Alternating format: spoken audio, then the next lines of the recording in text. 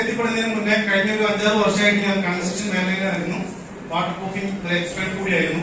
എന്റെ ഒരു ഫ്രണ്ട് സുൽത്താൻ, ഇന്ന് നമ്മുടെ കമ്പനിയുടെ JTC റാങ്കിലുള്ള സുൽത്താൻ, കയ്യിൽ കുറച്ച് പ്രൊഡക്ട്സ് ഉണ്ടെന്ന് പറഞ്ഞു. ഒരു പ്രൊഡക്റ്റ് ഉപയോഗിച്ചു, പ്രോബയോട്ടിക് ആണ്. ആ ഒരു IPS എന്നുള്ള പ്രശ്നം പരിഹരിക്കാൻ കഴിഞ്ഞു.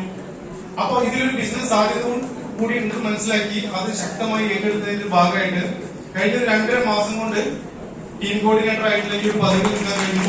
ഈ ഒരു പദവി എടുക്കാൻ എന്നെ ഏറെ സഹായിച്ചിട്ടുള്ളത് നമ്മുടെ എന്റെ ടീമായിട്ടുള്ള ഗാലക്സി ഇന്റർനാഷണൽ ടീമും അതിന്റെ അമരക്കാരനായിട്ടുള്ള സോമകുമാർ സാറും അദ്ദേഹത്തിന്റെ കൂടെയുള്ള കുറച്ച് ലീഡേഴ്സുമാണ്.